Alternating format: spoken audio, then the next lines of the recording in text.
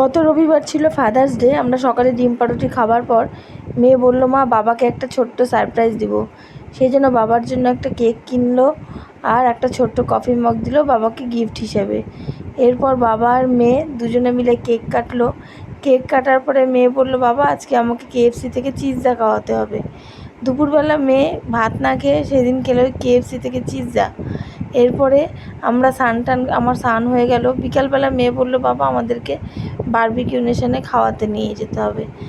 আমরা তারপরে বিকালবেলা সবাই মিলে, আমি, আমার ননদ, ঋদ্ধি আর ঋদ্ধির বাবা, আমরা সবাই মিলে চলে গেলাম বারবিকিউ নেশন।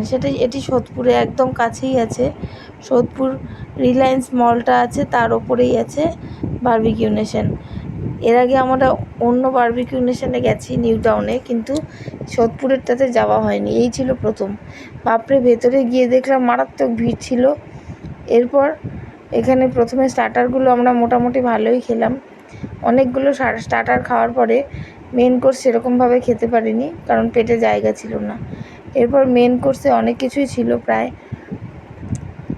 রাইস ছিল, চাউমিন ছিল, চিলি চিকেন, অনেক কিছুই ছিল। সেখান থেকে অল্প একটু খেয়েছি। খাবার পর এতটা পেট ভরে গেছিলো, আর বেশি কিছু খেতে পারিনি। এরপর শেষ পাতে আমরা কুলপি খেলাম। কুলপিটা তো অসাধারণ ছিল। আপনারা যদি কোনোদিনও খান, এই কুলপিটা অবশ্যই ট্রাই করবেন। এখানকার কুলফিটা মারাত্মক সুন্দর ছিল। ভিডিওটা ভালো লাগলে লাইক করবেন, শেয়ার করবেন এবং সাবস্ক্রাইব করবেন আমাদের